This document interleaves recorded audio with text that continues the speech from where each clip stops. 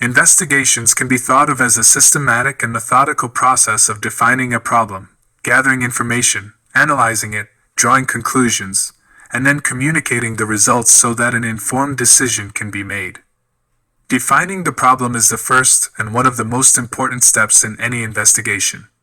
Clearly state what needs to be investigated and what outcome is desired. Identify why the investigation is being conducted or the goal of the investigation. This is when the time frame and deadline are also identified. This will have a direct effect on the scope of the investigation and what specific questions need to be answered in order to solve the problem or address the issue being investigated. Defining the problem in a clear and precise manner helps identify what resources will be required to conduct the investigation, such as personnel, equipment, and funding, to ensure that the investigation is focused, efficient, and effective. It also provides a roadmap for the investigation, guiding the process and helping to ensure that all relevant information is gathered and analyzed. Collect relevant data and evidence through various sources, such as interviews, records, or observations. Gathering this information helps to build a complete picture of the problem or issue being investigated. Take care to preserve the integrity of the evidence and maintain a chain of custody when applicable, especially with items such as physical evidence. Next, organize and catalog the information. Then, verify the information and document the process by keeping a record of how the information was obtained, who was involved, and any relevant details about the process. This process can be time-consuming and tedious, but it is essential for conducting a thorough investigation. The quality and reliability of the information gathered will have a direct impact on the accuracy and validity of the conclusions drawn from the investigation. Analyzing information, or examining the data and evidence to identify patterns, relationships, and potential causes. Carefully read through the information collected to gain an understanding of the problem or issue being investigated. Organize and sort the information into categories based on relevance and importance to the investigation. Identify patterns and relationships in the information to determine potential causes and solutions to the problem being investigated.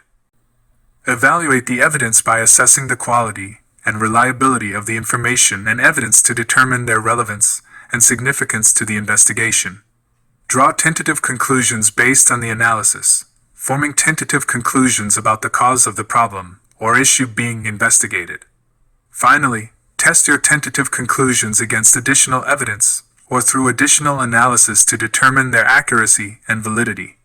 Most importantly of all, approach the analysis objectively and systematically, avoiding biases or preconceived notions that may cloud the interpretation of the data. Draw conclusions based on the analysis, determining the most likely explanation or solution to the problem or question being investigated. Drawing conclusions is the final step in the investigation process, where the findings of the investigation are used to determine the most likely explanation or solution to the problem or question being investigated. This is when the investigator goes over the results of the analysis to ensure that all relevant information has been considered and assesses the quality and reliability of the information and evidence to determine their relevance and significance to the investigation. If it all checks out, the investigator should be able to formulate conclusions about the cause of the problem or issue being investigated. The investigator should test the conclusion against additional evidence or analysis when possible to determine their accuracy and validity. The conclusions drawn will have far-reaching consequences and should be based on sound reasoning and evidence. Once again, it is important to be objective and impartial when drawing conclusions, avoiding biases or preconceived notions that may cloud the interpretation of the data. Presenting the findings of the investigation in a clear and concise manner to relevant parties. Findings are to be shared with relevant parties and used to make informed decisions.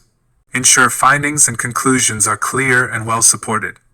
Determine who needs to be informed of the results of the investigation and how they will be impacted by the findings.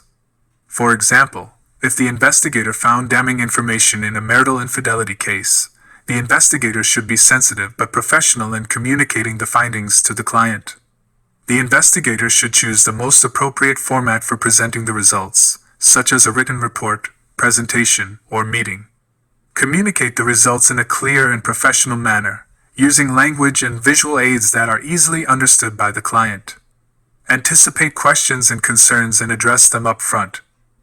A follow-up at a later date to ensure that the results of the investigation are fully understood and acted upon is only appropriate in limited circumstances, so the investigator must use their best discretion here.